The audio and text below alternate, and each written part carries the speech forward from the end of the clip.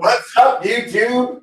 I'm Robert, and this is B1KER Channel. These two guys I got on the channel with me today apparently can't fucking follow directions.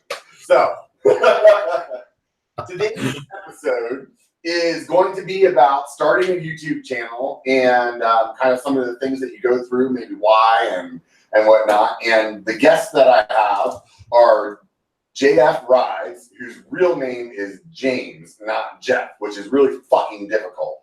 And I also have Mountain Bike Geek, who I don't really remember his real name right off the top of my head, but I'm also very bad with names. So, James, if you could introduce your channel, and then Mountain Bike Geek as well, and we'll go from there.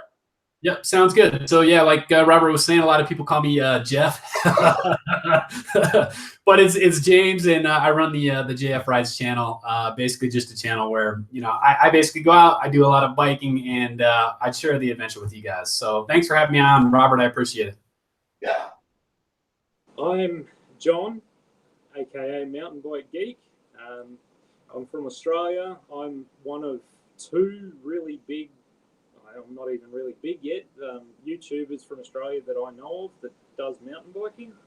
I'm a type 1 diabetic who's blind in my left eye, and that's kind of my gimmick. So I run into trees and whatnot a lot with my left shoulder. Well, I really like to collect bikes. There you go.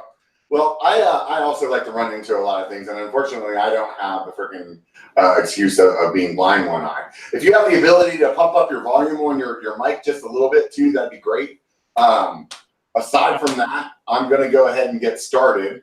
And I think the very first thing when you're starting a channel that at least came to mind to me when I was thinking about what the hell I was going to ask you guys was, why do you even start your channel? So I think we'll just keep going in that same kind of direction here.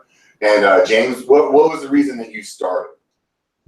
I mean, I think, when I first started this, probably, back in like 2008-ish, I just had a normal GoPro and slap that bad boy on my chest and go out and ride my bikes. And I'd just share the videos with my family and friends, and they'd give me a hard time, give me a bunch of shit. And,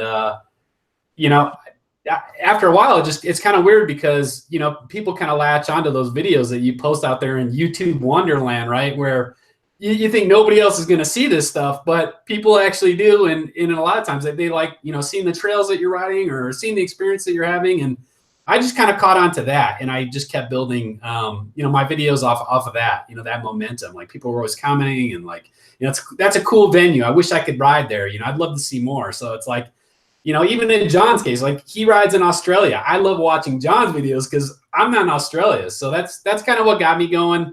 I just like sharing the adventure, honestly. I think that's really interesting because I think all three of us have different approaches of why we started our YouTube channels. And I think, John, I'll let you speak to yours, and then I'll go ahead and say something about mine as well. But I think you came from another platform, really, is what started yours, yes? Yeah, well, I'm... a lot of people like to claim that I'm Insta famous, mainly because I have probably one of the largest non-repost Instagram channels available for mountain biking. Yeah, so it's I don't do what most mountain biking things on Instagram do, which is they find other people's posts and then repost them. No, I share some of my followers' stuff. I mostly go out there and do my own stuff and post that. And I made a promise to myself, I'm not going to be one of those repost channels. So, and then from there, I started making videos and things like that. And I was like, no, I should actually start making longer ones and putting them on YouTube. And so January of this year, I started my channel properly. And I'm now to like 1,400 subs or something like that. So I'm doing pretty all right, I reckon. So James, basically, you started because you just wanted to have a medium to put your videos on. John, you started because you were already doing some social media stuff, and you wanted to essentially expand that and kind of do some larger or longer content. And for me, I had this idea originally where it was a website just for like kind of doing like documenting local rides so that I could, because there was a website that I had followed when I started riding mountain bikes around this area, and I just thought that that would be a good reason to or a good thing to do, because the guy that was running that website stopped. And when I started it, I actually was thinking about using YouTube for the website, but not the website for YouTube. So it was really just going to be like all like unlisted videos as far as YouTube went, and it was just going to be, you know, for me to put it on my website. And it wasn't until later, a few years later, because I have I'm very good at starting a lot of things. And so I had started the website and built 90% of it, and then kind of got lost in the learning how to edit phase. And then it wasn't until I started watching BKXE that I actually decided to start. So I think for you guys, this answer probably, I think I kind of answered my second question as well. Like, how long from the time that you thought about starting the YouTube channel was it until you actually started the YouTube channel? So, I mean, for me, and like I said, I started, you know, just posting really randomly back in like 2008, you know, a video here, a video there. And I think up until probably like the last year, I mean, I think May of 2017 is kind of when I really started thinking, okay, you know what, I'm going to do this a little more regularly. I'm going to try to really build the theme and really just put myself out there for people to, you know, check out my videos. So I think, you know, over the last year, is really how, you know, when I started developing it. And honestly, I think, you know, a year later, here I am, it's like 1,400, you know, subs, and, you know, social media is growing, and just, I've made a lot of friends, including you, Robert. You know, we came out, I rode with you. I think for me, you know, it started off with just posting videos, but really it just opened up this huge world of, you know, new relationships, new people, new places that I could ride and, you know, plan and organize with other riders to go out and ride. It opened up this whole new thing for me. And honestly, I have no regrets. I don't think I'm ever going to get rich off of YouTube, Robert, but, you know, being able to meet people like you and hang out, you know, it's been awesome. So I would say, you know, really within the last year is, you know, about when I really started to kind of what I was asking though was like, so, and I think for you, because your approach was really so organic. Yeah. You know, for me, and it's funny because some of the questions that I wrote down, they're really based off of my experience. So it's interesting to have something like what you're saying was not actually even something I was really considering about when I wrote down a few questions all up 3 minutes before we started. But like for me, I was thinking, you know, like how much time was it between when you actually started thinking, and maybe there is a time frame for this for you as well, Joe, or James, God damn it. So like, I'm John. Yeah. So like from whenever you like actually started thinking like, hey, I'm gonna do this as a channel, until the time that you actually started doing a channel. You know, and I think that's one of the things that a lot of people will come up against. They'll start out with why. Why do they want to do this channel? Maybe they think they're gonna get notoriety, maybe they want to get free bike parts, maybe they want to make money, maybe they want to inspire people, maybe they want to, you know, get over some, you know, weight issues or something like that. But so that's the first thing, we talked about that. But next, I think for everybody, you have this point when you start thinking about something, and how long until you actually start it. And I think for some people, maybe they beat themselves up over that, you know? Like, hey, I started thinking about it for 3 fucking years before I actually did it. Yeah, no, I totally get it, Robert. So for me, like, I had been thinking about doing a channel since probably about 2008, somewhere around in there. And just like, you know, of course, every, you know, thing in the book, like, do I really want to do this? Do I have time for this? Why would I do this? Yeah. But I mean, since 2008, and literally just within the last year or so, I mean, is when I kind of started just going full boat with it. Yeah, so you were similar to me then. You actually sat on it for a while, but you had a channel and you were posting some videos here and there. Right. Got it. And then John? Yeah, pretty much the same. I've had my channel running since 2007. I've sporadically uploaded videos. like just some edits, things like that, you know, trying to get some creative juice flowing. And then really I only started putting effort into it since January this year, mainly for, I do have a lot of sponsorships and things like that. And just trying to get, you know, those brand names out there a bit more. Encourage myself to get out and ride. Being a diabetic, I do need to exercise daily.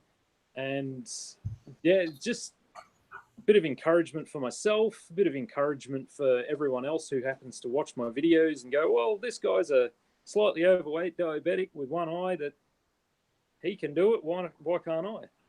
Right. Definitely. So the next thing I think, and these are just kind of the ways that I kind of went through the thought process, was, you know, after you started this, or like in that planning phase, I think I'm one of those people that I get overly caught up in all the details. And because I've done some web design in the past, like I want everything to seem like it's been running for months before I get started. And I don't necessarily know if that's the right thing or not. And John, we talked about this a little for you already. My question was, did you start the social media first? Like, for me, I'm so worried about, if I start this website, I want to make sure I have the right name for my Instagram. I want to have the right name, the same name for my Twitter and my Facebook. And I want to make sure that, you know, so I'm like kind of tossing all of those things around. What kind of effort did you guys put into social media beforehand, if any? You can start on this, James. See, I fall into the trap too. Anyway, yes, social media. Jeff, I need you. Might as well just be his fucking name now and get over it, right?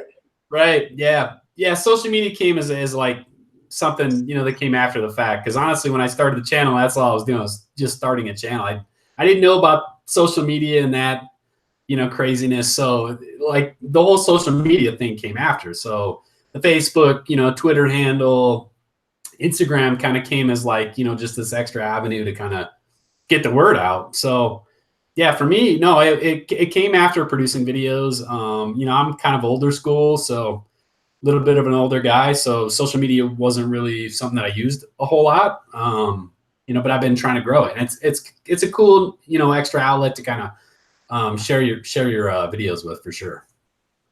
Oh yeah. Yeah, no, I had actually started my Instagram before I even considered going anywhere near any of the other social media stuff. My Instagram then somehow, because I thought, well, you know what, I'll start a Facebook page. And I linked my Instagram up to that. And next thing you know, my Facebook page has got nearly 20,000 followers on that. And there's like, oh, well, I'll get into Twitter. And Twitter is very hard to break into. I'll say that. It's got like 800 followers on that. Yeah, it's funny you mentioned that, because I started my Instagram, my Facebook page, and my Twitter account all the exact same time. And my numbers aren't like yours on Instagram, but I have like 1,600 followers on Instagram, about half of that on Facebook, and then like 15 on Twitter. So it's definitely, and I think that's something that people should think about personally. And now that you guys have some experience, maybe you'll agree with me or disagree with me. But I think that considering what you are going to be trying to do by starting a channel, you can't come into it and say, I'm not going to do social media. I mean, you can, and you can be successful, but those other venues with communicating to your subscribers really pick up the slack in places that YouTube doesn't. And I think for me, the key one was Instagram and Facebook, because it gives me a venue where I can shout out to those people and talk to those people very easily, and I can instant message with them very easily, and it's easier than email and stuff like that. And it also gives some additional content, you know. And so for those of you that are watching or listening at home, like, you don't necessarily, like when I'm posting to Instagram, there's a little button on there that's linked to my Facebook page and that's linked to my Twitter. So it just goes to all three platforms all at once. And what that allows you to do, though, is, like I said, is YouTube has a functionality where you can just like send out like kind of text and a link and a picture kind of thing. But you can't get that until you hit 10,000 subscribers, which could be a very long time. How do you guys feel about what I'm saying? It's very accurate, to be honest. James? Yeah, I mean, I think, here's the thing. So we're at that point where we're trying to grow our channels, right? And I mean, we're out there producing content. We want people to view it. And I think what it kind of comes down to is not everybody's on YouTube. There's so much social media, right? Not everybody's on YouTube. Not everybody's on Facebook. Not everybody's on Instagram. And so we, if we want to continue to grow and share and get more viewers and, things like that, we have to kind of, embrace all of it. So it's like, if you're not on Twitter with your 20 handles, nobody's seeing you on Twitter. So, yeah, I mean, I think for me, it's just like, yeah, if we're going to be out there, you're going to be social. It's like we kind of have to embrace it, whether or not it's growing or not. I think in the end, it'll pay off, as far as, gaining a community there. But yeah, in the beginning, I never considered half of them. I didn't know about Instagram when I started this. I didn't really know what Twitter was. And really, I had a Facebook account, a personal one. So, now I have a plethora of accounts. But I mean, it's necessary at this point. Yeah, it's an extra tool for communication anymore. You have to be on there. Yeah, definitely. I think the key thing that you said there too is that not everybody's on all those platforms. So it definitely makes a difference there. That some people aren't going to be on YouTube, or some people, like if I want to say, hey everybody, I'm going to go ride in Rockville, this local place on Friday.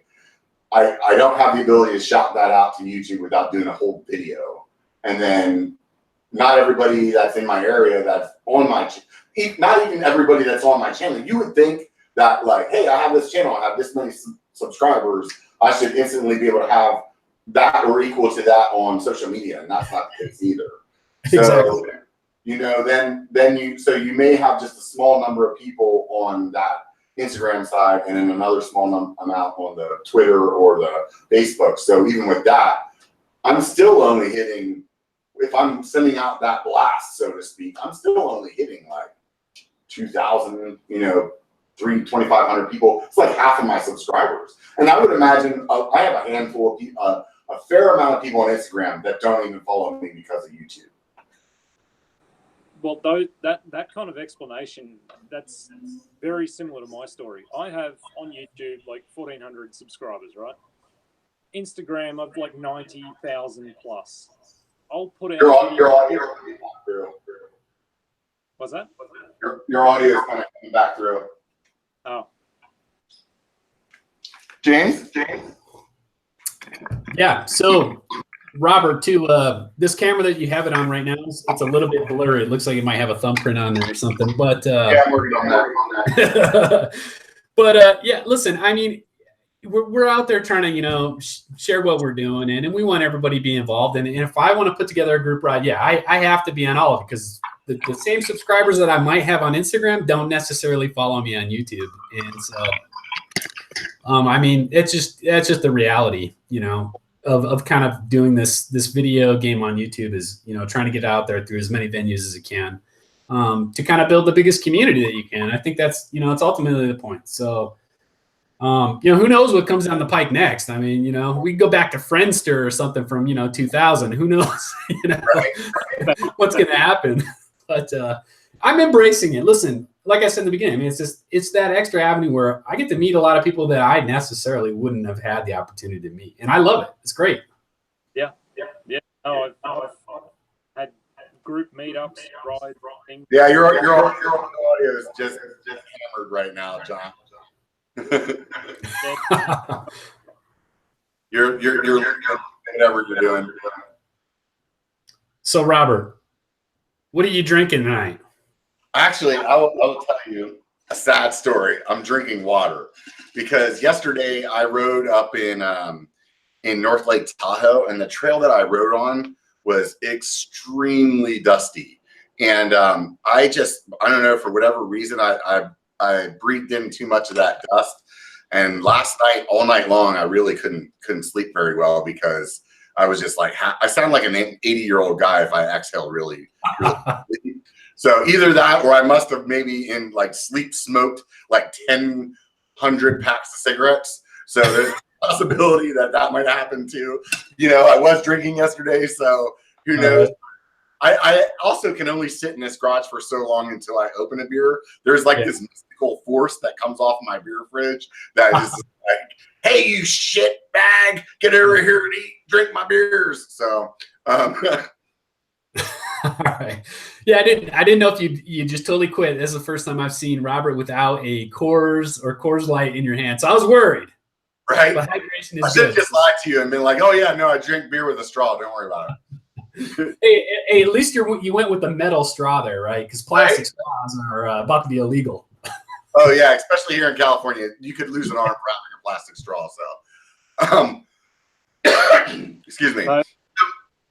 Just looking at the YouTube stream, apparently Brian Vaughan says that you have an echo, Rob, and apparently I'm very quiet. Well, you sound good now.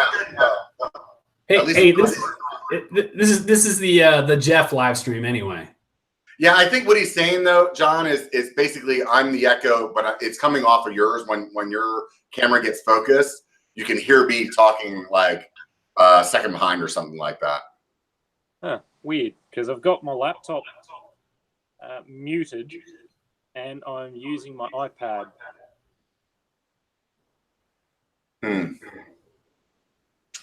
Weird. Maybe it's James that has the echo. We'll blame it on somebody else. Yeah. All of us blame it on somebody else. I'll take one for the team. That's the IT thing there, though, isn't it? It's always the best thing to blame someone who's not there. Yeah. So let's blame like Eric or Bobo or something. We'll just blame Brian Vaughan. Yeah, it's definitely Brian Vaughan. Now, I do think it's on John's side because it seems like it's only when he has focus is whenever it's going through. So knowing how great I am on freaking doing live streams and fucking them all up, I think this is status quo. So Fair enough. So Robert, what got you creating? I mean, your channel. Like, what got you doing your channel full on? Really, it was. Oh man, that's killing me. Really, is just man. Let's see what I can do here. Let me. I'm on mute, John. There we go. Nope, it's not John. Son of a bitch. Unmute him. We're gonna go over James. James, you're muted. Don't hear it anymore. Hey, John. Yep. Yeah. Yep. Guess No, the fucking silent guy over there pretending like he's got his shit taken care of. It was James. in your face, James. All right. So let's see if I can get through this. Maybe James can turn his volume down or something so it doesn't pick up as much.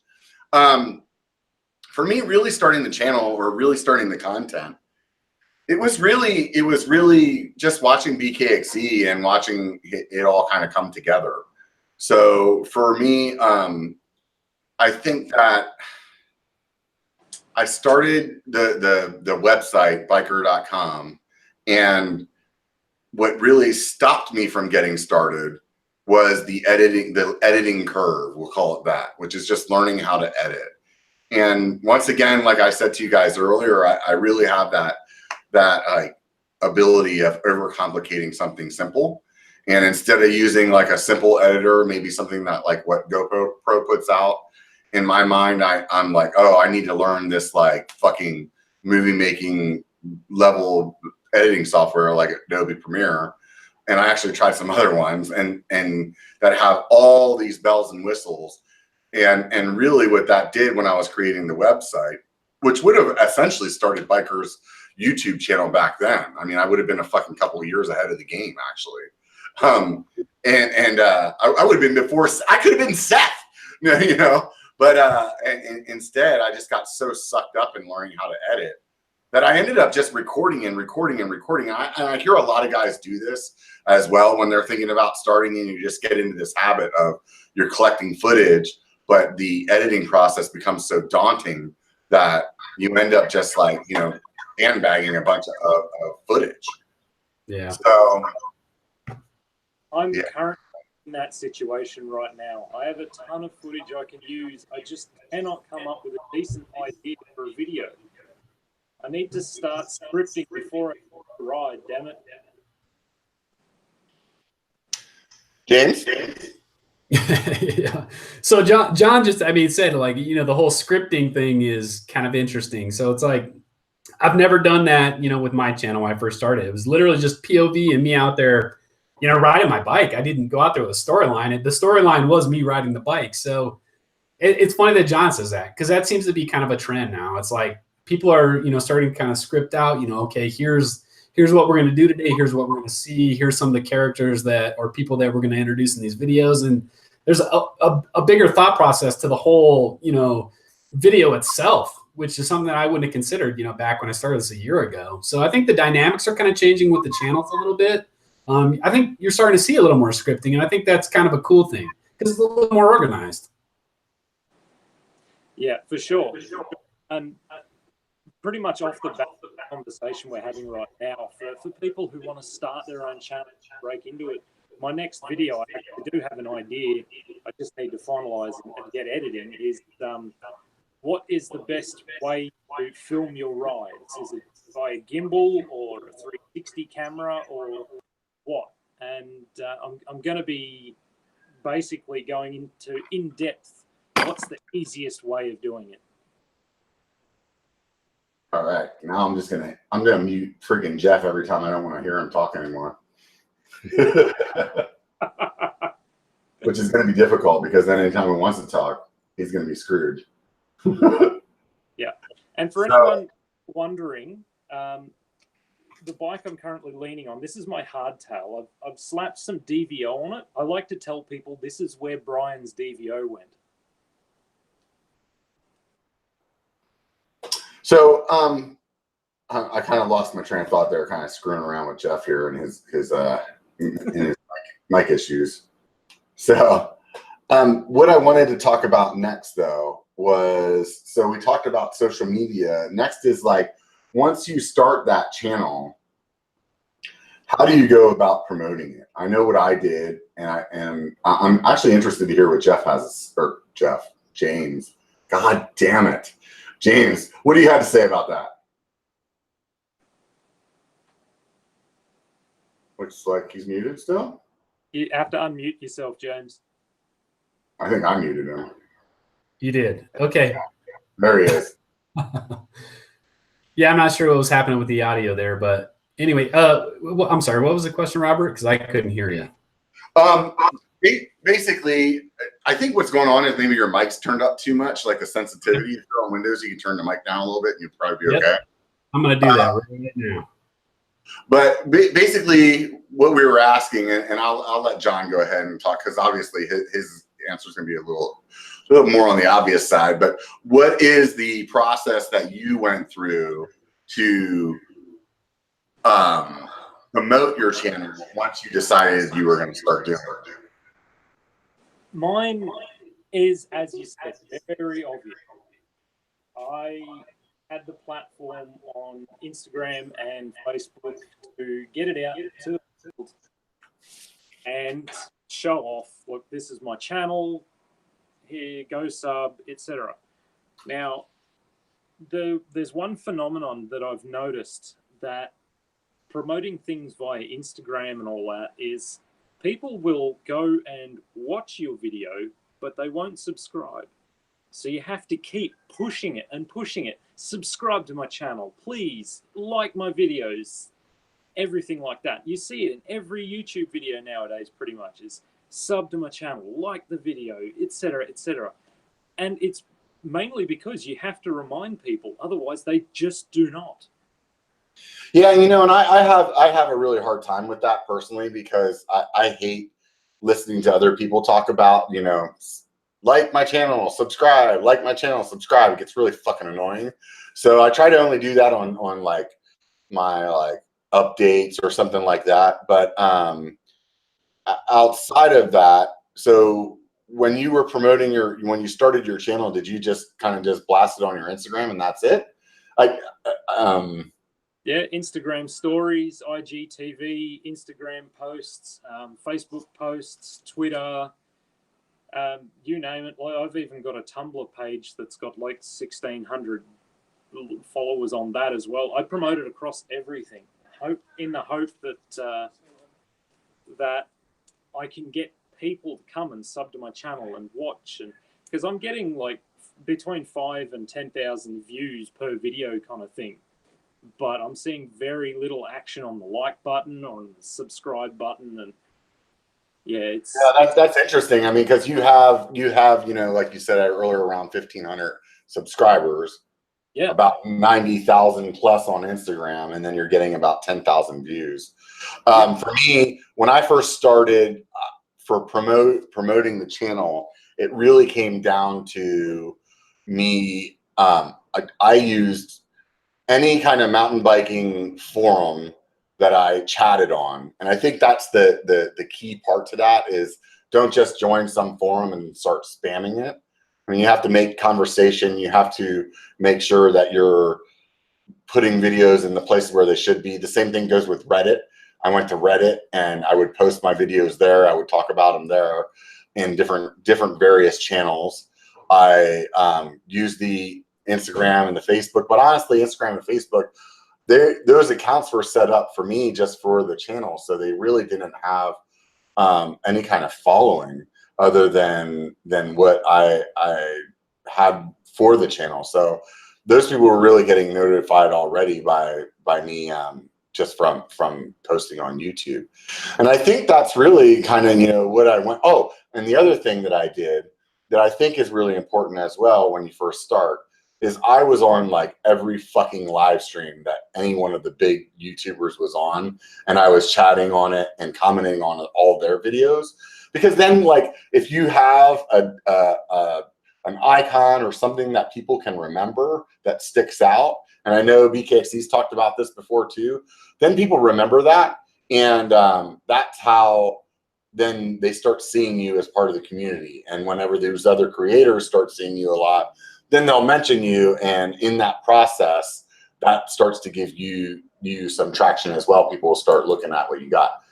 How about you, James?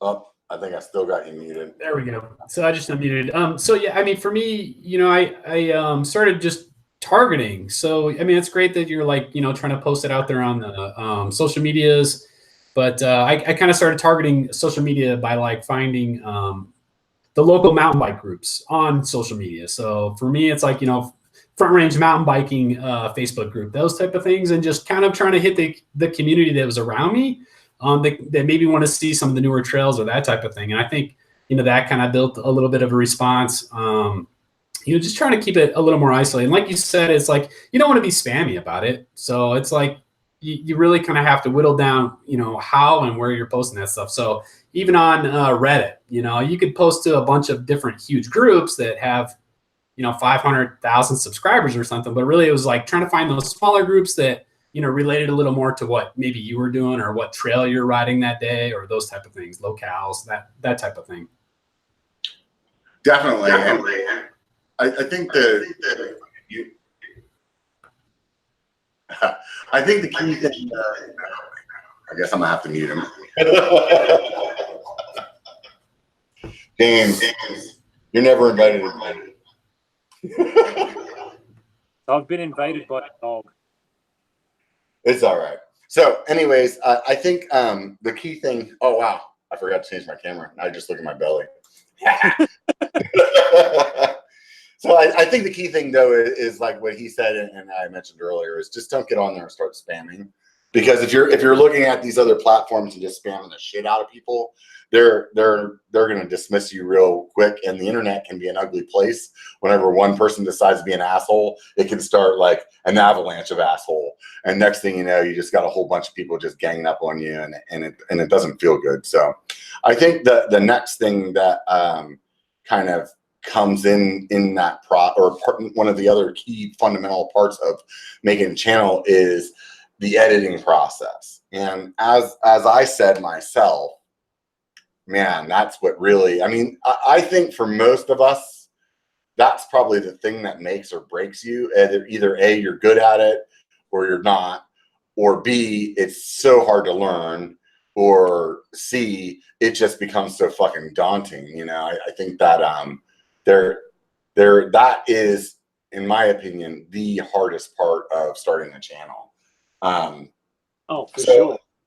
What was your editing story? How did you get into editing, and Jonathan, and like how did you go about it to learn?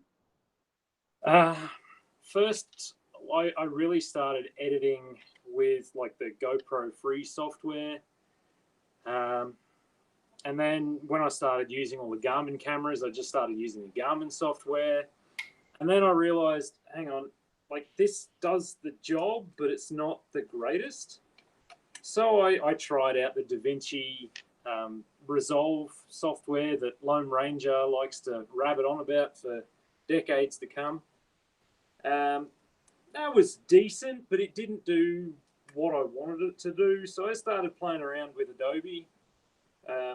And unfortunately, there is an outlay of cost with Adobe. You really have to be prepared to get into it before you even think about purchasing it. Yeah, I don't know what it equates to in Australian dollars, but I think if you're using more than 2 apps in the States for the Creative Cloud, like you can buy 1 app at a time. I think it's like $20 a month. But if you're using more than 2 apps, then you can get the whole suite, and it's about $60 a month. So for most of us, you're probably using at least 2 apps, so you're almost there. Photoshop, Lightroom, and Premiere Pro. Right. That's like $180 a month. Oh wow, Australian. Yeah. Good Lord. How about James? What did you start with?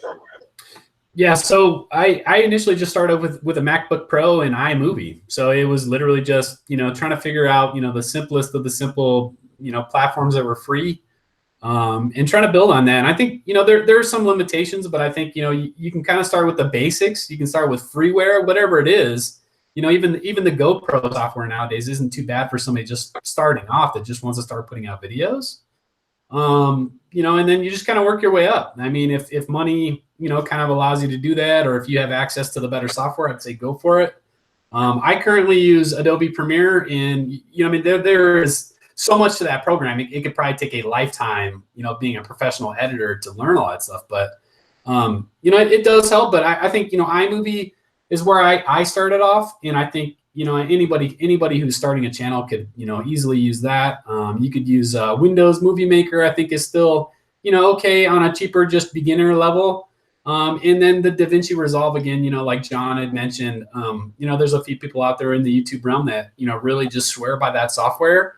I used it a couple times. It's not bad. It's freeware, and it has a lot of advanced features that most people may or may not use, but for starting a channel, sure, just start with the basics. You don't have to go into this, dumping, $1,000 on a piece of software. Just keep it fun. Start with the cheapest or whatever you have available, and go from there.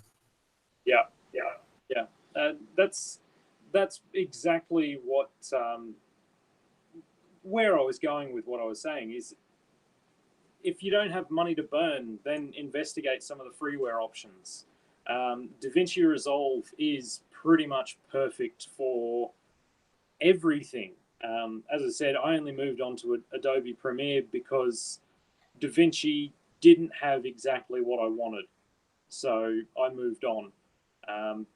But if I couldn't afford the outlay for Premiere Pro and Photoshop and all that, then yeah, I would still be using DaVinci. It is a great program, and for the fact that they offer it free,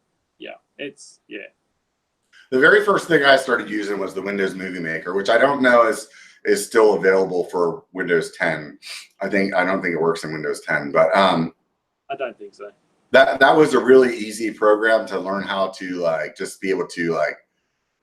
It just was really simple to use, and to keep things very simple with that, it was a great program. I'm actually kind of sad to say that it's not there anymore, because I think even like the GoPro program, I think goes in with like this mindset of you are a video editor, and although they've dumbed it down, they definitely didn't do as good of a job as that team from Microsoft did on the Movie Maker. I can't speak to the Mac at all for the people that are talking about Final Cut Pro. I ultimately I did use DaVinci. That was one that I downloaded, because what I did was when I started my channels, I got online and I typed in, free video editors, and then started reading around. And I think that one came up because they were like, oh, this program freaking, was used to make these Tarantino films and this and that. And I was like, okay, well, if these guys are making these like Hollywood blockbuster films with this shit, it must be good for me. And then I loaded that program. I started trying to use it, but it was just like, it was like the best way I could explain it is like getting into the cockpit of an airplane, and you see all these fucking dials and knobs and like blinky lights, and you don't know what the fuck any of them mean. And you're like, all I want to do is push the gas button down, like I just want to go, and so in the process of trying to find videos on YouTube to show me how to do shit on DaVinci, I would look up, or I would like be searching like, how do you do a transition or something like that, and all this Adobe shit would come up. And at that point I was like, look, if I want to use one of these technical programs, it seems like there is more knowledge on the Adobe product out there for me to learn from than it was for anything else. And that's kind of why I ended up leaning towards the Adobe Premiere Pro to edit with. I think I want to answer one of the users' questions that I saw pop up, and I think that it would be interesting to hear you guys' takes as well. They were asking, what do I do first?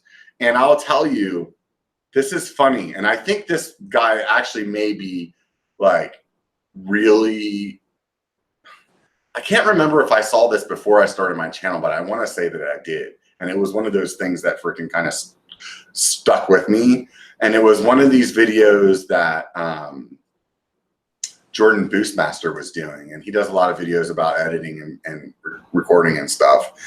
And he said that the number one thing to start your channel is just to start your channel. And it's really the truth. Like, you will be able to beat yourself up over it, and you'll try to get this edit to be perfect, and you'll never get that. You'll never get that. I've been doing this for now, a year and a half, or maybe longer. I don't even know. And I'm still never happy with any of my edits. So like you have, the only way though that you're going to learn is by just starting it.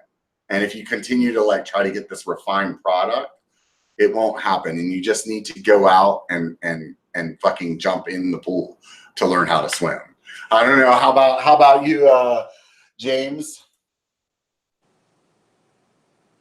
Yep. So yeah, I totally agree. I mean, like, I've never been somebody that, got weaned into anything. I mean, everything in my life is pretty much, right out of the frying pan and into the fire type of thing. So it's like, I said I want to start my channel, back in 2008. It was always an idea, blah, blah, blah. And I sat on top of it. But really, had I just started it back in 2008, we talked about it earlier. It's like, I could have 1 million subscribers by now. I could, be Casey Neistat. I don't think I'm that charismatic, but I mean, if you want to do it, don't wait. Just do it. That's what it's all about. I mean, I think if you're out there trying to create a YouTube channel, it's because you care about what you're doing. You're into whatever it is that you're videoing, and you'll learn as you go. And I mean, the thing is, this community is so close. I mean, we're not huge, especially the mountain biking community on YouTube, that once you start doing it, it's like they're friends, and everybody's willing to kind of share their experience or their knowledge, and and bring you up to speed, or, you know, you guys can learn things together. I think you just got to do it. Yep. Just pull the trigger.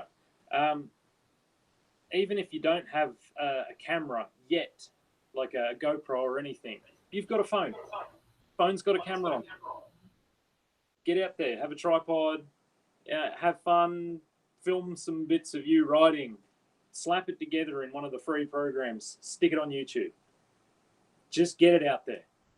The moment you start, you're going to find someone who finds it interesting and will go, you know what? I like what this guy's doing. I'm a follower. My first subscriber that wasn't my friend, which was like my second subscriber. I think I got one buddy to actually subscribe to my channel. Then I walked around my house and talked all kinds of shit to everybody.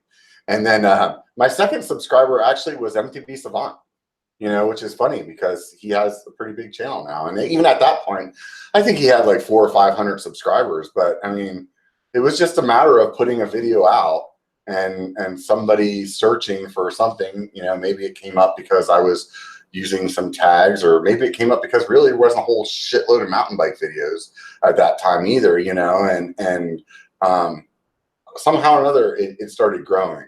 One of the things that I want to mention too that you said, and if somebody on the chat said, you know, that the best camera to use is the one you have, and that is dead on. I know Trail Features has done a video on using your cell phone. And I can tell you guys as well, like somebody else is like, oh, you have to have a gimbal. No, you don't. You don't have to have a gimbal. You could use your cell phone and make some pretty sick videos. You could, if you do have a GoPro, you could wear that. I would say that if you're starting out and you don't have a gimbal, if you're using POV video, use it in very short, like bursts, you know? So it would be like only a few seconds of this, or then, you know, have your camera in different spots. So it's like, oh, you could mount it on your fork. You could mount it on your headset. You could mount it behind your camera, or I'm sorry, behind your seat post or something like that, and move forward with it that way. Like, you don't necessarily have to spend all this money on extra equipment like the gimbal and whatnot to actually make a successful channel. Like, honestly, for the most of my channel, aside from the gimbal, like, I've really used the GoPro for almost everything. And most of these other channels, they're all using like separate cameras for any time that they're doing, like more of the, you know, just chatting to the camera kind of stuff, you know, and I don't necessarily know if you need to overcomplicate it, especially at the beginning. And as you go on, it'll be what it is. It looks like we also had a late comer here. So excuse me. But yeah, off the back of the camera thing, see this? This is all you really need. Tripod, camera mount, phone. All right, so Eric from Near Front Brakes just showed up. Eric, we were talking about, hang on, somehow I got this thing where it's not switching now when I talk. What we're talking about is just, you know, when people first start, not necessarily needing to purchase, you know, a camera, all the camera gear and the gimbals and stuff like that. And we just got done talking about editing. I think the next thing is that, how realistic do you guys think your idea of making money on YouTube was before you started your channel? Eric, I'll go ahead and let you start. I don't know that I've ever had that idea. Of course, it would be nice to break even, but even now I'm still not doing that. So yeah, I mean, maybe that's like the end goal. That would be nice, but if I was shooting for that every month, I would be pretty distraught because I'm not coming anywhere near it as of right now. So I think what I'm asking though is, like, did you think that making money was going to be a little easier when you started? I see. Yeah, I think I did. I thought that, you know, I would just put out a few videos and eventually something would just go like viral or something, and then I don't know. You always have preconceptions of like what something's going to be like. But it doesn't help that the bar keeps changing as well. What do you mean by that? Well, I mean, like, I remember that I was like watching, I forget what it used to be. I don't even remember. That's how bad it is. They used to have a bar. I think it was like you needed 100 subscribers or something. I don't remember what it was, but to monetize you, there was a bar, and then they changed it in like February or so. January, February. Do you remember that? And then it went up to 1,000 subscribers and 4,000 hours watched, which is 240,000 minutes. That's insane. That's more YouTube than I might have ever watched. I don't know. So yeah, it was hard to hit that again. I mean, now it's on a revolving status. I think I'm okay. I think most of us are actually okay. We'll hit that every month, like as I forget what that's called. It's like an annually revolving thing. But that makes it tough though to like. I think that YouTube, when they made that I mean, that's a whole other conversation. But I think when they made that bar, they actually made it pretty obtainable by that many subs. I think right at 1,000 to 2,000, you should be hitting probably that much watch time if you're doing at least a video a week. Yeah. And so I think that it sucks that they did change that. But on the other hand, I think that to make a very long story short, it seems like the main reason they did that was to stop fake channels from monetizing and popping up and burning. Well, yeah. I think I get why they did it too. They did it to get rid of like those like pop-up overnight channels that are like basically copying other people's stuff and then making a bunch of money before they get banned or whatever. Right. So I get it, but it's hard for like people like us that work our butts off if you say this is my thing that I'm shooting for, and then it changes while you're trying to get there. So that can be a little frustrating. I mean, we'll see how this plays out long term, but so I get why they did it. It's just it's tough. I understand what you're saying. I definitely had a little taste of that when I started my channel. The live streaming came out, and it was like you couldn't do live streaming and have the super chats until you hit 1,000 subscribers. Mm-hmm. And I was like, just like, oh man, I just was so excited to do live, and I couldn't wait to get to there. And it was like a couple of days before I hit 1,000, they changed it to let anybody do it. And I was like, you bastards! It was kind of opposite of what you're saying, but I was like, dude, I fought to get there. And then I got there, and you guys made it like, oh, that's for everyone now. John, how about you? Yeah, no, I think I'll go ahead and speak again just while you think about what you're saying. Like, for me, I definitely thought that there was going to be a little bit more residual income initially. And I also severely underestimated how much work it was to run a channel. I would say it took me so YouTube, the way that it works is like you get some money from the ads, right? That people are watching, and you have to make like a Google account, and that account has to get to $100 before you get a check. And I think for me, it was like at least 6 months until I got that first $100 check. That's 6 months of like, I was like probably working almost a full-time job on my channel. Like literally, like if I wasn't working on building my website, I was working on building marketing materials. I was working on editing. I was working on driving. I was working on like it was an insane amount of work for $100. How about you, James? What do you think? Yeah, so hopefully you guys can hear me, but so listen, I mean, the pipe dream of making a lot of money off of YouTube, right off the bat is it's probably not going to happen. I mean, if you're not doing it for the love of what you're doing, YouTube is probably not for you. But if you're in it for the long term, sure, you can kind of make it work. It can be a residual form of income, but you're not going to make a lot right off the bat. It's just not going to happen unless you're BKXC. And I think, I'm sure it probably took those guys some time to start making money too. But I think, what it kind of boils down to is, trying to find sponsors or people who are interested in what you're doing that might have products or things that they're willing to share with you that you can share with your community to kind of, offset that. I think there's different ways to make money with YouTube for sure. I'm pretty sure Brian said that it was about 1.5 years into his channel and Patreon and everything before he actually started breaking even. Yeah, I know. I had a conversation with Brian about that once.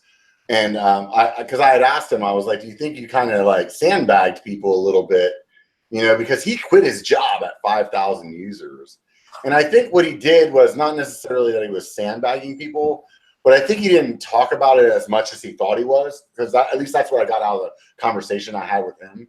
Because he was like, no, dude, I was telling people I was using my savings. I was like, yeah, but they were really caught up in the story of, dude, you just quit your job and now you're flying into here or you're going to there. And they're like, dude, he's got to be making like freaking money. He quit his freaking job, Yeah, no, he was definitely blowing through his savings. That's for sure. So somebody said a minute ago, and I have that on my list of things to say it or to chat about as well, is products and endorsements. So I know one of my goals when I started my channel was not to quit my job. And as I started my channel, man, that idea of actually just doing this all the time actually became something that man, I would like to strive for. But I also know that is like very far-fetched idea for me and where I live and what my financial responsibilities are as a person. And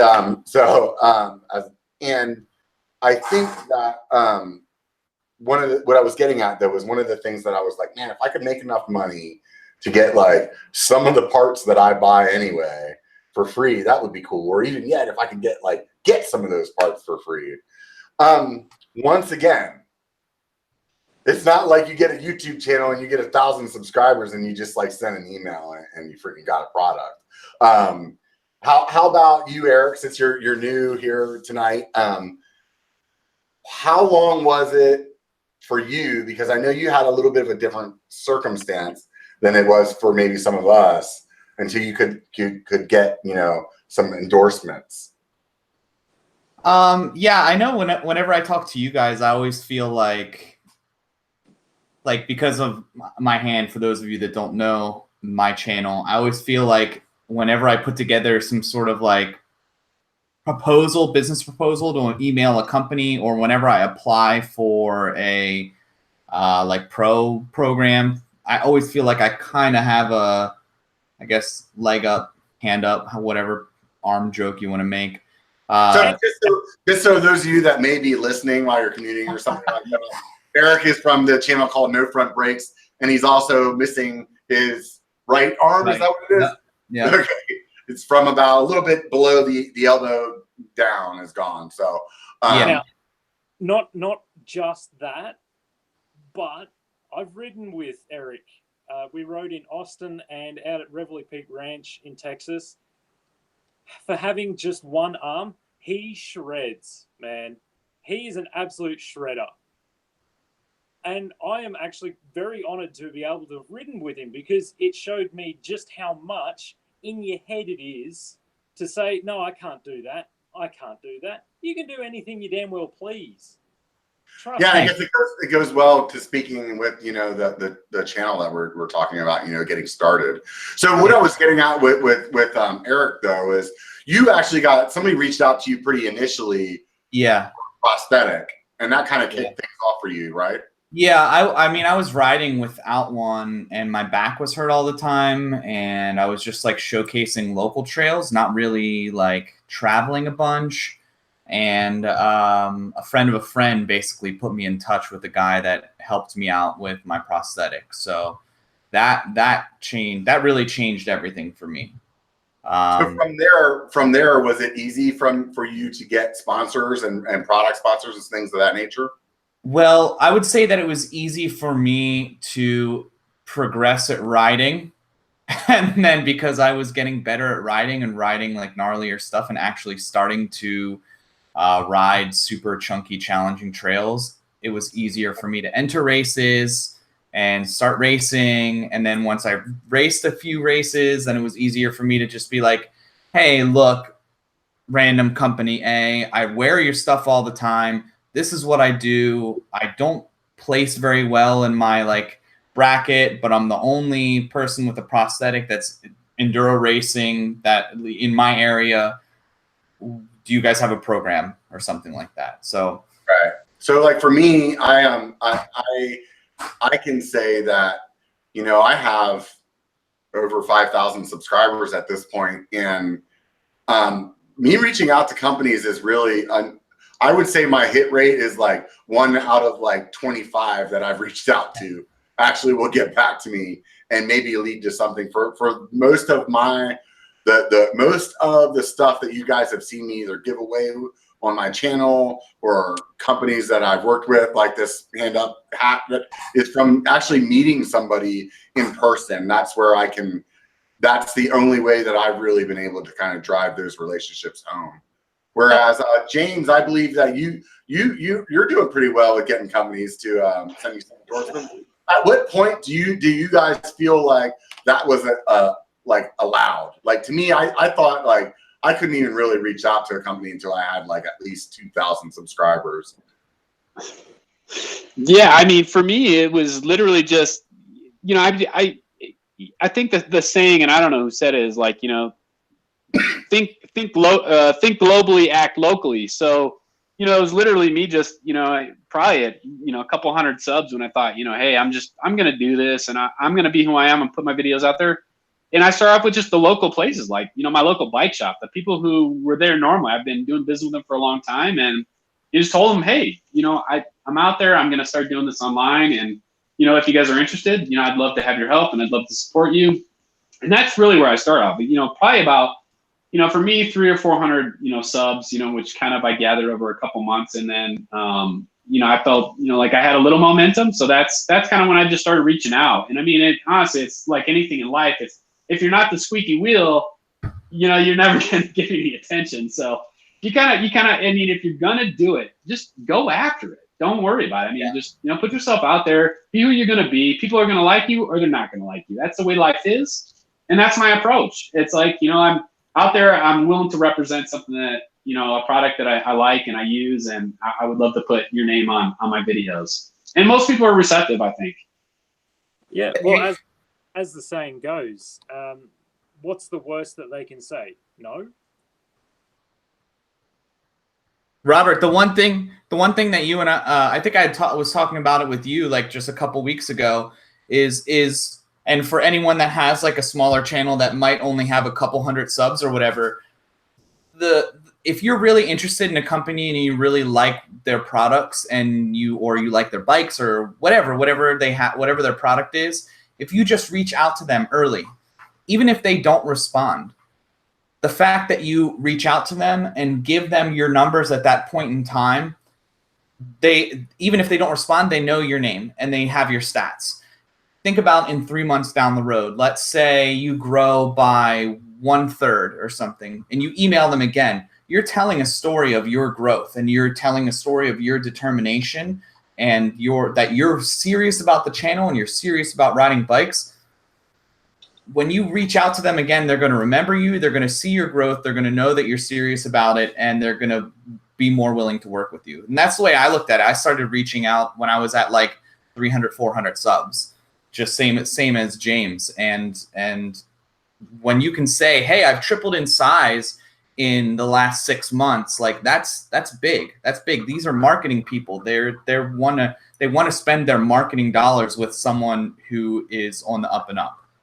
I think it's key to what he just said there too, is like, I think about those emails that you send, kind of like sending out your resume. Like you can say, I tripled my size, and you may not be proud of yourself for being, you know, 1,500 subscribers at that point maybe, but dude, you tripled your size. if you sent them initially at 500, that is what it is, you know? And so, and maybe that's the sentence that starts out that gets them to read the next two. You know what I mean? So you definitely have to be intelligent about how you do that. And I think that anybody starting now, or even maybe starting 2 years from now in the mountain bike YouTube space, they do have the privilege of following behind a bunch of other people kind of paving that way, you know? And so like a lot of companies, you know, a couple of years ago, let's just say before even like, you know, Seth and B1KER were part of this, you know, genre, they were definitely, you know, not keen to social media presence and supporting them. And as this community grows, then that will become more and more, you know, something that they understand, you know. But also, it may also make it harder for you to get in, because then they're going to be like, hey, there's these other guys that have been at it for a while. So there's like a pro and a con to it in both scenarios. I think the next thing I really wanted to bring up was challenges. Like, and we'll just go down the list here, and I'll shout you guys out. So for me, the biggest challenge was learning how to edit. It really, really was. That is what set me back initially by years. And if it wasn't for that challenge, I would have started, like I said, you know, years ago. I think that everybody has their own challenge.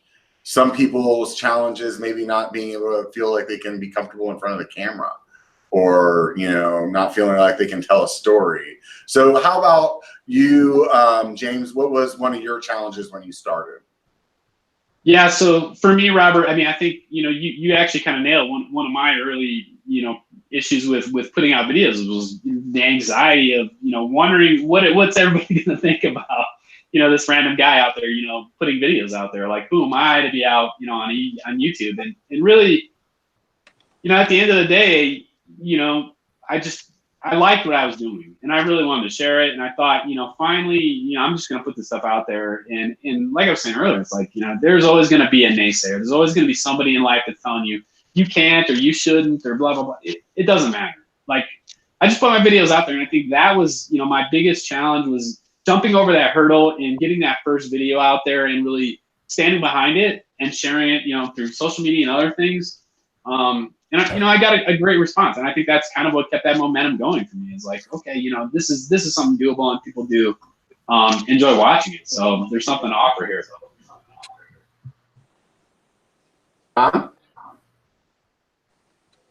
Challenges for me, not so much the editing.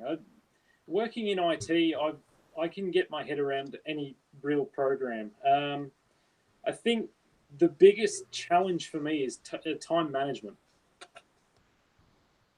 I can procrastinate with the best of.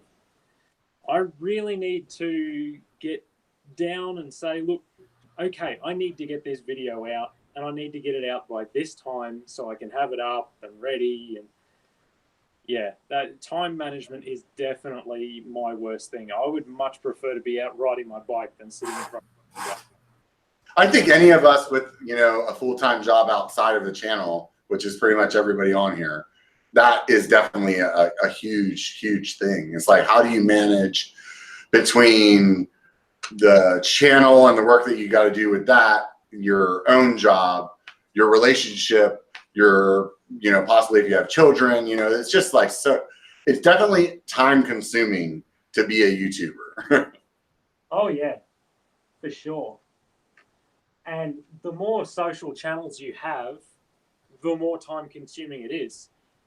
People ask me this all the time. Oh, how did you get your Instagram so big? And the easiest way to explain it is I treated it like a full-time job. I was spending 8 hours a day. Like, I would upload my pictures, and then once that's done, I would go through the explore feed and find posts, well, not from repost accounts. I would comment, like, engage with people I would like to be my audience.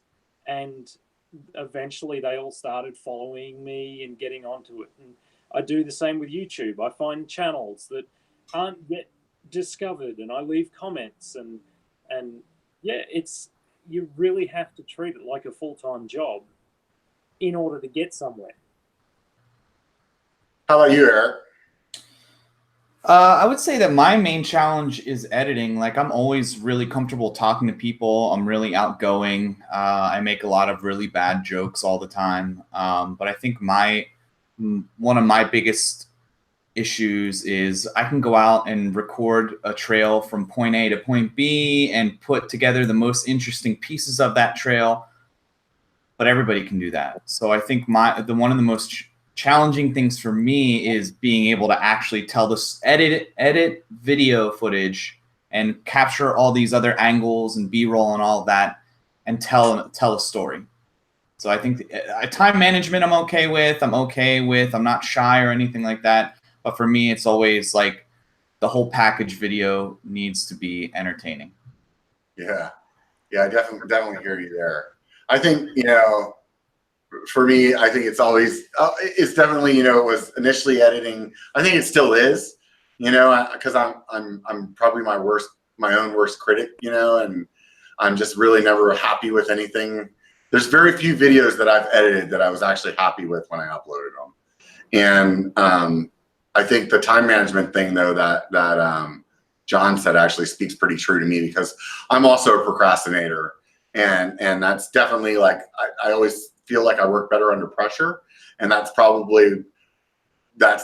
feeds into my procrastination, because I just want to wait till the last minute. And then when I have that pressure of, oh shit, dude, this week's almost over and I haven't put out a video yet, I need to get my ass into gear. And that's usually what it takes me to actually do that.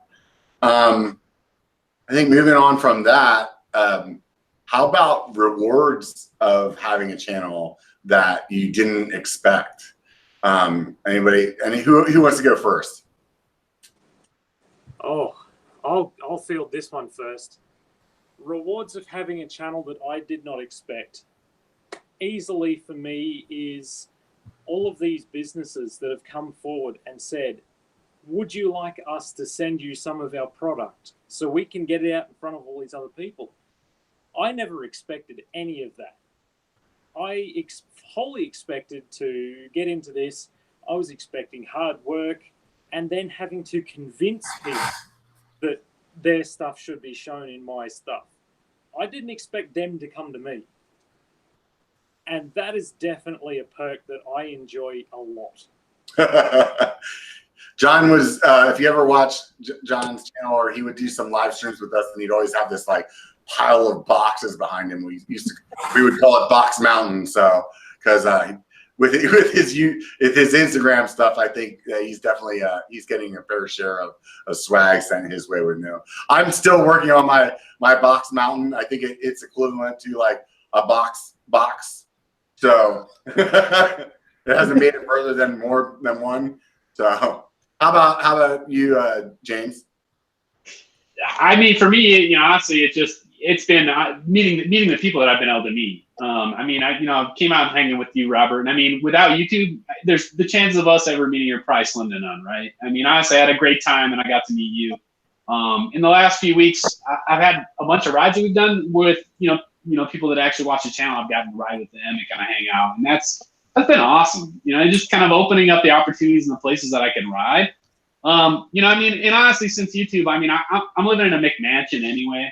I'm just rolling the dough from YouTube, but that was never the goal to make $1 million off YouTube. But I mean, honestly, having some small sponsors and a few people that want to work with me, that's been a huge perk too. So I think one of my goals in the beginning was if YouTube could just kind of help pay for the hobby, that would be a huge thing. And my wife wouldn't complain so much about all these expensive bikes and stuff. And I think that's been a huge help too. You know what else would help is if you sold your road bike, you'd have more money for mountain bikes. But yeah. But a comment about living in a mansion and things like that. I just thought of the best name for a channel of a guy who actually has the money, doesn't need to work or anything. Scrooge McHuck. Oh, I'm signing up right now. So Eric, how about some rewards on your end? Something that you weren't necessarily expecting when you started? For me, again, it's about the people. Just like James said, like I rode with him and RC from Outdoor Gold and Joseph and all these other people last week. John came here and I rode with him. You're the only person in the stream I haven't ridden with yet, and I really need to. But not only just the creators, like having someone approach me on my own local trails, like that's amazing. Somebody was like, "Oh, I found this because I saw your video about this place," and that's humbling to me. As well as having, like, as far as the adaptive athlete part goes, like having someone. I was just talking to a guy yesterday. He made some like SPD clip thing from a arm brace to go onto his bars, and just having all these people who are making do with how they were born or you know, like whatever their physical limitations are, and saying, you know, hey, I've saw your channel and you tried this. Have you tried this?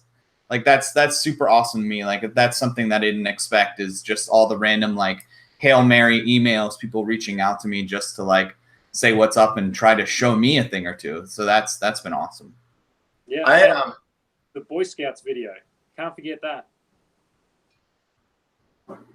I can definitely say that I never thought that I would inspire anybody. I'm not a fucking pillar of fitness. I'm not a badass rider. I'm just some dude who likes riding mountain bikes and apparently drinks too much beer, you know. And you get these emails, and I'm sure everybody's had them at this point, you know, like where people are like, "Hey, I was watching your video and it really inspired me to like do this," or it keeps me motivated. I've had some people like, "Oh man, I've been in the hospital because of X, Y, or Z," and just sitting here watching your videos, and they're like keeping me happy. And it's just like, dude, what the fuck, man? I'm a shitbag. Why are you guys fucking like writing me a letter like that, you know? And that was definitely something that took me by surprise. I really never thought, that wasn't like in my thought process when I started the channel, is that I would actually be like influencing people. You know, I just thought it would be cool to fucking get online and make videos, you know? Yeah. But I think that's why people love you, mate, is you are the guy that everyone can relate to. Like you work all your hours in the week, and then you come home, you have a few beers, and then you decide to go for a ride, and you just happen to take your camera. So people definitely agree with you on that. Like, well, if he can do it, then yeah, I'm gonna give it a go. Yeah, and I didn't think that, like I said, you know, at least for me, and I think everybody has, you know, their own niche or whatever that their channel falls into. I don't know, you know, I don't think any of us set out with the niche in mind, you know, and but I think Brian used to always say this on his channel, BKXC, is, you know, your people will find you. And that, I think, is key to what we're talking about here, about starting a channel and what kind of you go through. And by the way, those of you on the chat, if you guys want to ask us any questions, go ahead and start shooting them out now. I'm going to keep rambling for a minute or two, and then we'll grab some questions out of the chat and try to answer those as well. So, but like back to what I was saying is that, you know, it definitely it's surprising how those people come to you. And it is also, this is one thing that I think is actually a question that I want to ask you guys. How do you deal with the negative people, or maybe people that have a sense of humor that you're not quite getting, on your comments and stuff like that in your social media? Negative people, for me, I just ask them straight up, do you want to come ride with me? If people insinuate that I'm trying to put an angle on something that I'm not, I'm like, no, I never said I was the fastest guy on the earth. I never said I can wheelie for hundreds of feet or anything like that. No, hell no. I'm an average bloke. Somehow people like me. Just, you know, James? take the hate and throw it back. For me, Robert, I mean, you're always gonna get somebody that's, you know, a hater. I mean, unfortunately, not everybody likes, you know, everything you're about or whatever. But for the most part, everything that I've received when I've been doing the YouTube thing is, you know, I'm who I am genuinely. I just put myself out there. I'm not a different person off camera. There's no character here. So you either like me or you don't. And if you got something negative to say, I'm gonna feed it back. And generally, we do that. You know what I mean? But for the most part, I think, you know, everything has been positive. I think people on YouTube are out there because they're looking for things that they're interested in, and they follow upon your channel because it's something that they want to see. It's something that they follow. So, you know, outside of that, I mean, yeah, I mean, you're always going to get that person that kind of knocks you down a little bit, and it might take you back. But in the grand scheme of things, I think it's generally positive. You know? I think that's just how people are. You're always going to find that one person is just negative. How about you, Eric?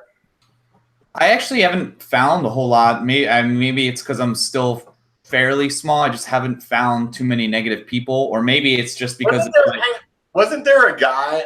I want to say, wasn't there a guy that was saying you were like sandbagging and was like talking all kinds of trash to you, and then you were like, dude, I have one arm. Yeah. And he like switched gears on you or something. Yeah, he was there. I do remember that guy. He was like, I put up a little teaser of a video where like I had just gotten my prosthetic and I was on some like crazy overgrown trail and I was bawling a lot. And he got really upset for some reason. It didn't really bother me. I just did the kill him with kindness thing. I was just like played super oblivious, like not getting mad. And he kept getting more and more mad because I was being nice. And then he didn't realize that I had one hand. And when I did the grand reveal, then he just completely changed his tune. So I felt a little guilty because he must have been like, he had this big backpedal moment where he was like, oh, well, okay, now I get it. But other than that guy, I haven't had too many people be negative. There's people that offer me advice. Sometimes I get a lot of the same things over and over as far as advice, like things I should do with my bike. But I can't be mad about that. These are people that want to help me become a better rider. So, yeah, that's an interesting thing that you bring up there, and that is something that, especially if you're a channel that wants to respond to all your comments, which I think is in my opinion a must. I think if you're not engaging with your audience, they're going to go somewhere else where they are getting engaged, unless your videos are just phenomenally awesome, which most people, when they're starting out, they aren't. So, and I think all of us can go back and look at our first video or two, and we all cringe when we watch it, you know, and even sometimes it's only 5 videos ago and I'm still cringing. So, but my first video I've got on my channel, if anyone wants to go and check it out, it is literally the first legitimate black trail that I went on. I stacked it, broke a couple of ribs, broke my shoulder. Yeah. That's a pretty good way to start out a channel. Hey, check this out. I can't ride for 6 months.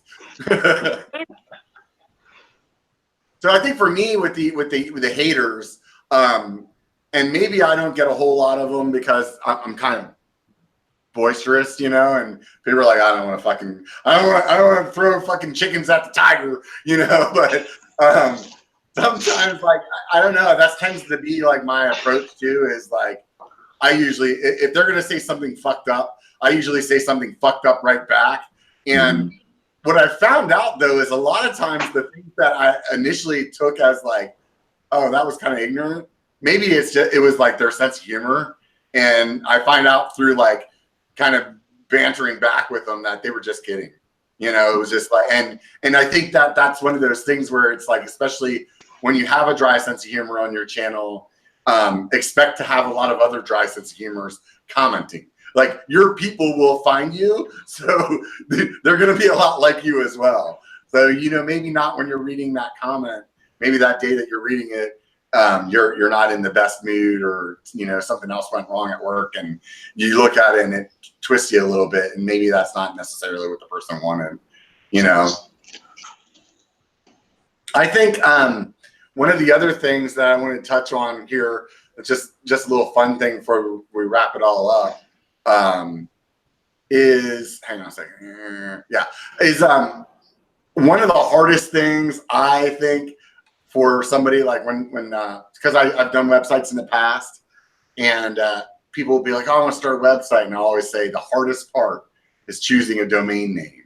And I think it's similar to the YouTube thing. So how did each one of you guys come up with the name for your channel? So we'll start out with you, John. Well, obviously mine is because I work in IT. So therefore there's a geek part there. Mountain Bike Geek is mainly because I enjoyed geeking out about bikes, bike parts, going riding, filming. I love mountain biking. It's in my blood. It's what I do. I am a massive geek about it. How about James?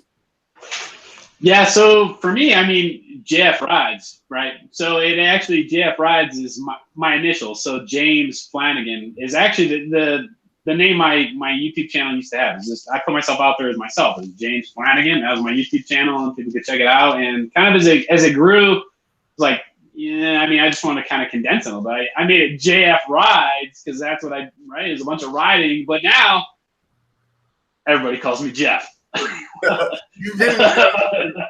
You really didn't know you were changing your name whenever you decided to start. Yeah, right. Yeah. So obviously I'm not in marketing, but I mean that's kind of how my channel got its name. Is James Flanagan. I just reduced it to initials JF Rides, and that's kind of how that happened. Eric? I actually put a bunch of thought into it, and I had a short list of names, and I asked some like a local Facebook group and a local message board what works, and No Front Brakes just came out the clear winner. I did a little keyword research too. It took me a little bit to come up, be the first thing to come up for that term. A bunch of motorcycle stuff came up for a while. But yeah, I definitely thought a lot about it, especially like branding and doing logos and figuring all that stuff out. But yeah, it's just stuff now. You missed the part of the conversation that I was talking about, that I overly think things out, and I think you and I have a lot in common that way. Mm-hmm. And for me, it was the same thing, where I was designing the logo and everything before I even started the channel, because I knew that there had to be some branding that would make me stick out, and I wanted the name to be something that was easy to remember, and also easy. Because of my web background, I wanted to like have an easy domain name. So that's why I spelled it B1KER, was because it was easy to get biker like that, doing the leet speak. And then off of that is really where I came with the slogan for the channel, was, because I got that domain, I was like, how can I now make people remember how to spell biker incorrectly?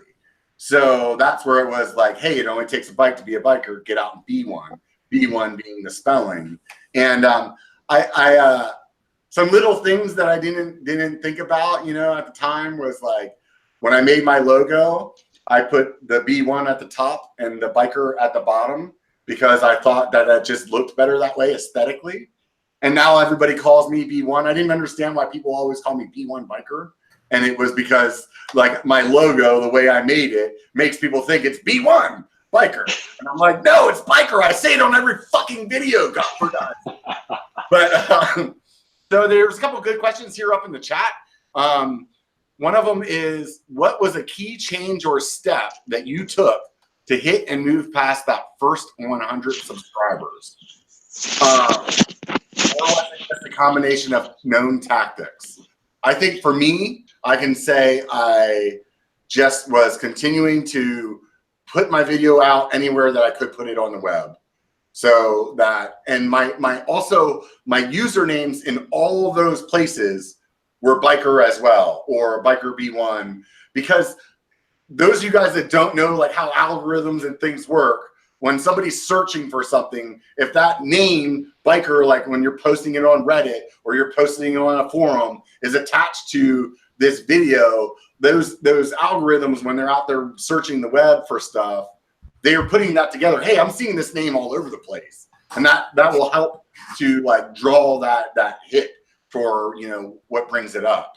But essentially, that first, you know, my channel was growing very slowly, and what I did was I stayed with the community, like I was talking about earlier, and kept chatting on all the live streams, and then I reached out to Ryan and asked him if he would ride with me, and that was really what kicked my channel off from there. Eric? I'm sorry. I started engaging with the chat and stuff. What do you say? Shiny ball? Yeah, exactly.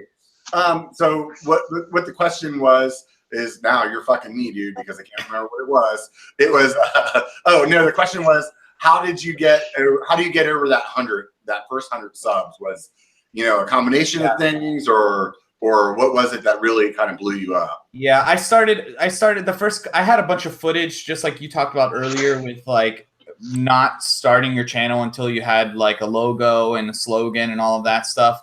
I started filming way before I started my channel. And then and from doing all that like market research stuff and like putting out the first couple videos, I knew what I was going to focus on right away, and that was going to be like showing my local trails and maybe somehow spinning the hand thing in there. And so I had a bunch of subscribers early on, but the one thing that's really helped me just grow and keep at it is just cadence. Like, I knew that the more places I go, the more trail systems I film, the more consistent I am with putting out a video. Now it's once a week, but it used to be twice a week. That's what's really going to grow. That's what's going to keep people coming back, because they're going to keep checking. They know what time to expect things. Right now it's Thursdays. But yeah, I think that just consistency and being dependent. I mean, you're obviously on the other side of the spectrum, where you're just like, when I film something and get it done, it's going to go out. But for me, that's what worked for me. Yeah, I think for me, I definitely try to make sure that I'm releasing a video a week, and but I definitely don't have a set time. And I will tell you that I'm also a person that learns things the hard way, and I'm definitely starting to see certain times that I release definitely don't do as well as other times. Like, for instance, when I really lag, it'll be Friday. Mm-hmm. And Fridays actually really don't do well. You would think people are at work on Friday kind of like bullshitting their way through the last part of the day, like I do. I mean, like somebody that I might know, my friend does.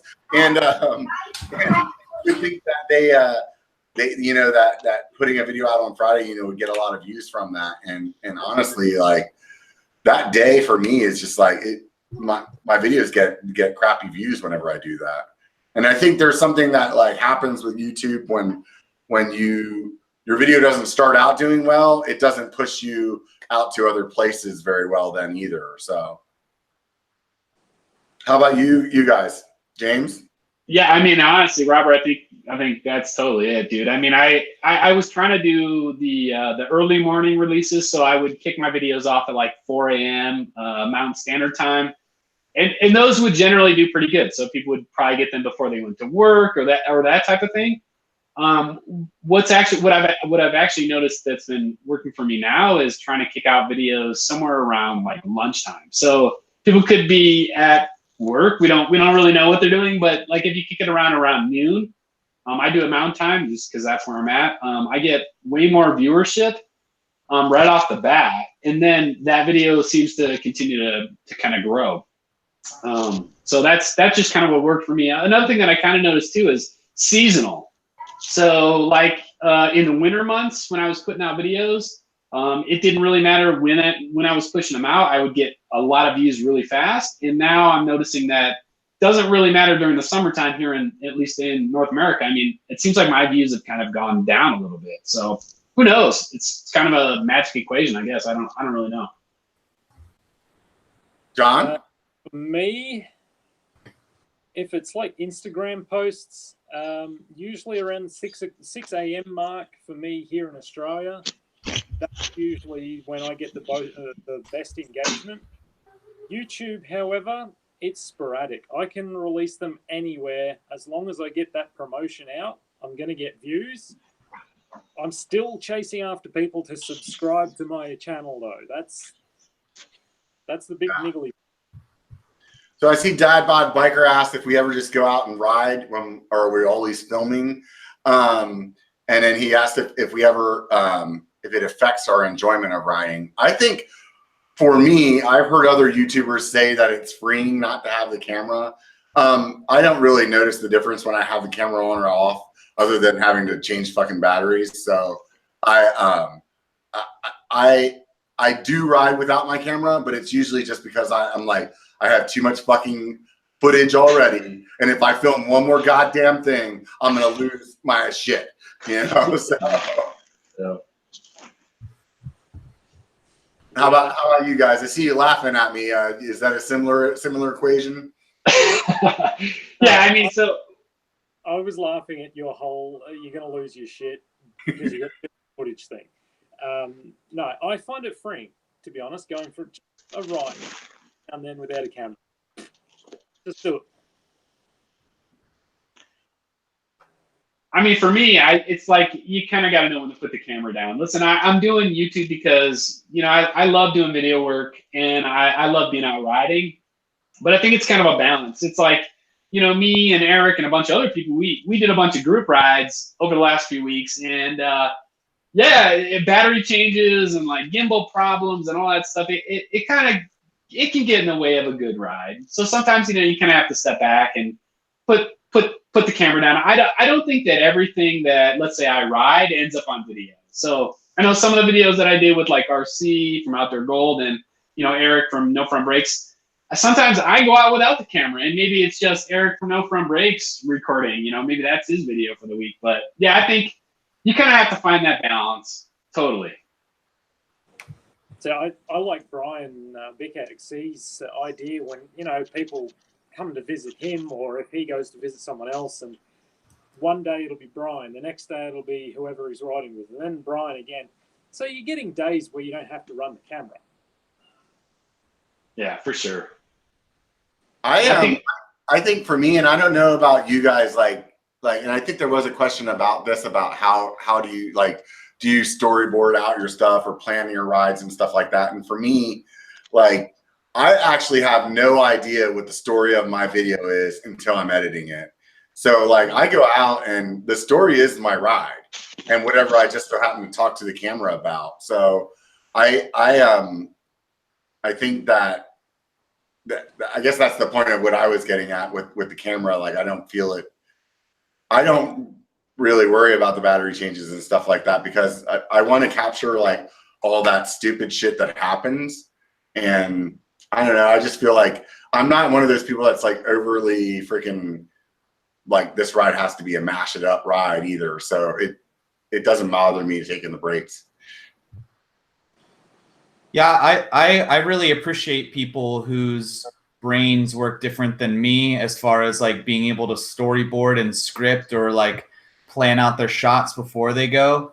My brain just doesn't work that way. What I typically do is kind of like what you do, where I'm always looking for opportunities on like things that I want to catch while I'm out there. Like if something happens and we're all going to session something, I'm going to think about, you know, making sure that we're all filming, you know, a bunch of people hitting like a rock ledge or whatever it might be. But I'm not gonna write it all down beforehand. And then what happens is when I get home, I remember the one or two things that I think were crucial moments during that ride that I'm gonna frame the rest of the video around, right? Things, you know, like a build-up point, like for the one that all of us are gonna put out this week, including I think James will too, for our ride at the Monarch Crest. I nailed my shin. I had the worst shin digger that I've ever had on a bike. And so that's the end of part one for the video. That was like the even though the scenery is beautiful, that's like the one thing that I was like, well, that happened. So Yeah, that was a big shin digger though. It was gross. That thing was horrible. You guys have to watch the video. So here's a good one here that I seen this guy pop up on my Instagram the other day too, and his name is actually pretty clever. It's Toogie Hauser MTB. So anyways, he's asking, do you guys worry about running out of content? Or if you get injured or busy and can't ride for a few weeks, that you'll lose your momentum? Eric? Yeah, absolutely. That's why I stopped doing 2 a week. It's too stressful. It's too much to worry about whether you're going to have 2 videos every week and be able to spend all the time where all of a sudden something big comes up at your work or whatever, and you don't have the time to edit it. Like, I just don't like thinking about like worrying about that part of it. So I do 1 a week, and I try to have a backlog. I had that hard drive failure a while ago that reset me back to 0. But as it is right now, I have like 2 to 3 months worth of videos backlogged, and that's nice. That's a nice problem to have, because it means that you can go out and do a ride and enjoy the ride for just the ride, instead of like, what's my story here? So yeah, I like to keep a good backlog. James? Totally. I mean, I think, for me, I'm kind of the same boat as Eric. My original intent was to do 2 videos a week, and I probably ride, 4 to 5 times per week, but be able to capture that video and turn that into something that's usable on YouTube, it's work. It's kind of a tough job, and for me, I've kind of gone back to that 1 a week type of thing. I try to just make a story with that, and there's a lot of people out there that are doing 3 or 4 videos per week, and I think that's awesome. But I'm the same way. I have a 9-to-5 job. I have a wife and family obligations. So 1 a week for me is great. I think occasionally I'll throw out more than 1, but that's kind of my goal, and to really make that 1 video a week worthwhile, worth people's time. I think that's my ultimate goal. Yeah, I was doing more than 1 video a week initially too, and my goal was only 1, but I was pretty consistently doing about 2, and or 1 every couple of days. So maybe it was like 3 every 2 weeks or something like that. Mm-hmm. And I definitely noticed that I needed to pull back a little bit to get a little bit better on to spend a little bit more time on my edits, to be able to learn more and not be rushing it out as much. And then, but to go back to the question about running out of content, I'm actually the opposite. I hate having a backlog. Every time I do end up with about a month or so of backlog, what I end up doing is just stopping recording, because for me, when I do a ride and I go home and then that's what I'm starting to edit, it's really easy for me to remember everything that happened on that ride. So I remember oh yeah, I said something stupid climbing up that hill, and I remember making some jokes whenever I was going down this one section, and I remember talking to so-and-so in front of that tree. And whenever a lot of time goes by, what happens is then I end up having to watch the entire 3 hours of ride almost at regular speed to be able to remember what happened. And then it makes my editing process longer. And then on top of that, it makes I lose my interest in that ride, because I really want to do the edit for the ride that I just did yesterday. And so I like having that backlog for the ability to have some time off. But on the other hand, I don't like it because it's not motivating for me. The other part of the question was, am I ever worried about running out of content? And I wanted to touch on that, because when I initially started, I thought I had to ride a different trail on every video. And I came to find out that you don't. It's a story. And you just have to remember, figure out what that story is this time. Maybe this, for instance, yesterday I rode a new trail, but I could have had that exact same experience on one of my local trails, and it would have been the same story, which was, hey, I haven't ridden in a month. This is really gonna fucking blow. And that's really what the story is about, I think the content, though, as you start to create the ideas for content, they just come out of the woodwork. where you're like, oh wow, I didn't think about that. Oh, I want to do a video on this, or I want to do a video on this. Oh, I can go over there. Oh, I forgot I can talk to that person. That would be really like they really just start kind of building upon themselves. You guys agree? I think so. Yeah, totally. Yeah, I mean, like we were talking about in the beginning, it's like, you know, trying to develop your style, your channel and things like that. Like, again, mine was just straight up POV. I'd put the camera on, I'd go out and ride, but kind of as I've been growing, it's like, you know, how do I make this more interesting or more valuable to the viewer? So is there a little scripting that happens, that type of thing? Like, I think, Robert, you're probably headed out to maybe Interbike here, I think, next month probably. And yes. Dude, I mean, like, you can do a lot of huge things with that. I can't wait to see those videos. I actually am pretty good at just like walking up and talking to people. But man, Sedona was my first time of doing that with a camera in my hand. And that was awkward for me. It was really awkward for me to be able to, because dude, people freak out when they see a camera, man. Especially when they see that little red fucking dot, you know, and also like for you, like as a person starting a channel, like every one of us now, you have no problem taking your GoPro out and standing in a group of big people and being like, hey, this is what's going on, blah, blah, blah, blah, blah, blah, blah, blah. But the first time you get out of your fucking truck and you're standing at a trailhead and there's like 12 other people there that you don't know, and you're gonna just take a camera out and start talking to yourself, you feel like a fucking weirdo, dude. Like, you know, and like to go and do that at a convention where there's like hundreds of people and a bunch of other people that probably want to ask some kind of like real question. You're like, you're on camera, like, hey, check me out. Oh, like, you know, like. Robert, I hate to bust that bubble. You said hundreds of people. Let's try tens of thousands of people in Interbike. Yeah. I mean, like, I'm just saying, like, when you're standing there, like when I was in Sedona, and you're just like, what's right there? It's like that's how many eyes are right there. You know, like it's even as a person who has no problem talking to people, it was really hard for me. And I think what I did in Sedona, which is going to try to be my attack in Interbike, is go through and meet people and then tell them, hey, you mind if I come back by with my camera and talk to you again? And then that way they're aware that I'm coming and they know kind of what to expect. Yeah.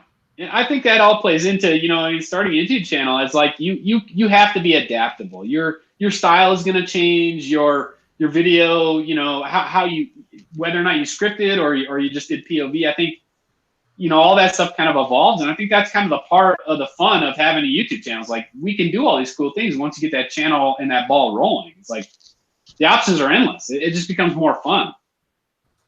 So I'm going to take one more question, and I think then we can wrap it up. I see CBYR asks, how long did it take you guys to hit 1,000 subs? So I'm going to ramble about that for a second before I turn it over to you guys. I think that this is the biggest problem with YouTube and being a creator, is being stuck on how many subscribers you have or how many you're getting to. It's like, you know, when I had my son, I was always so focused on like when he would sit up or when he would say his first words or when he would take his first steps.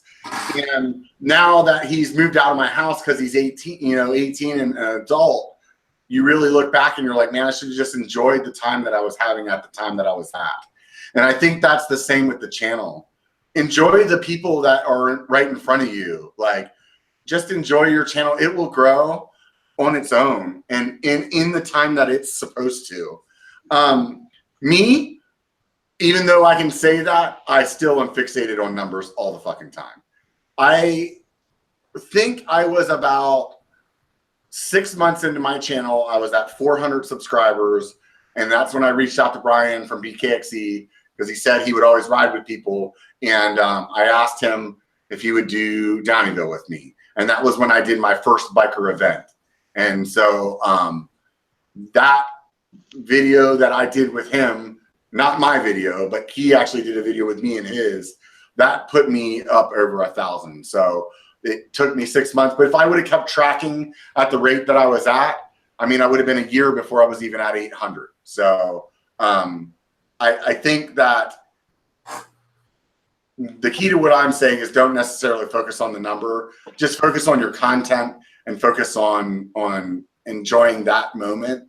One last thing before I ask say to the rest of you guys, there's some things that I saw or I heard Seth talk about on his, like one of his podcasts or something like that. And he was like, you know, when you have this many subs, it's so fun and easy to interact.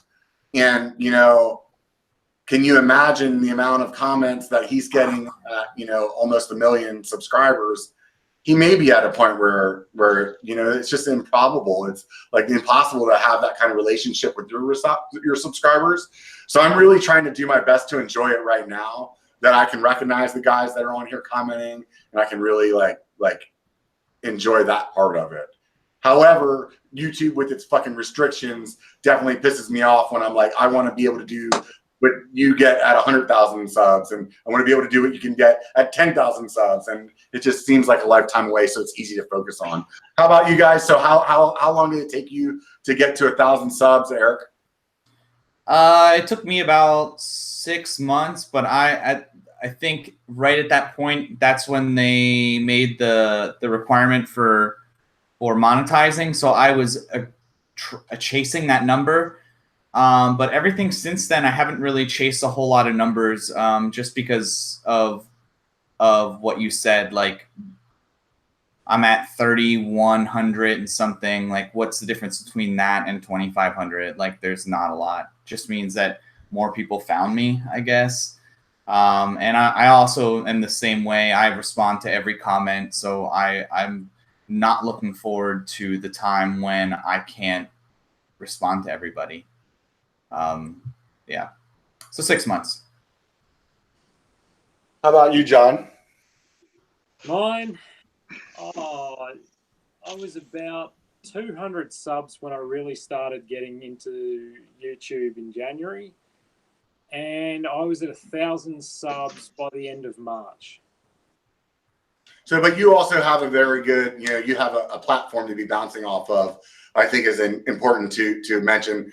Those of you that may not have been here since the very beginning, he has an Instagram channel that has 90,000 plus or followers on that. So that definitely helps. But also, as some other people that I've talked to through my time of doing YouTube, another platform doesn't necessarily mean they all just move over. Obviously, you didn't take that and just, you know, overnight be able to get to.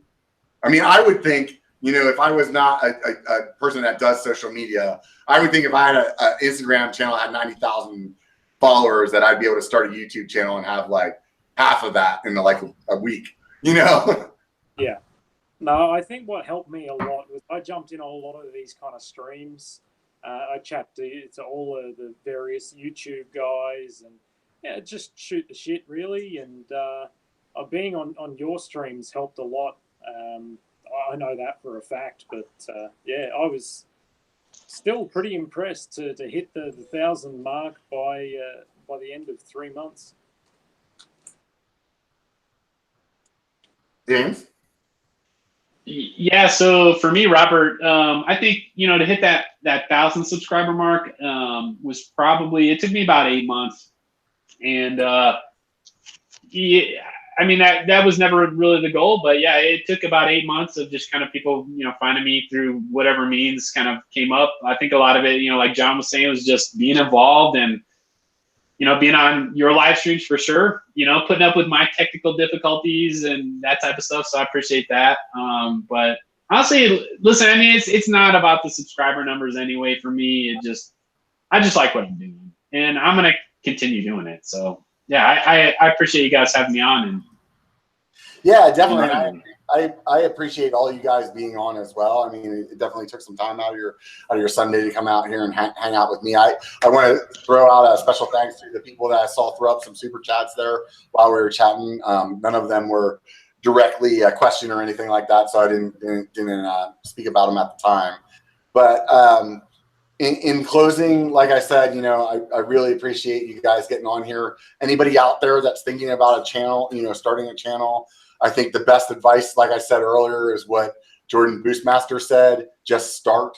So that's really the best advice. And from there, you'll learn what you're doing wrong, and you'll learn whether or not you even like it.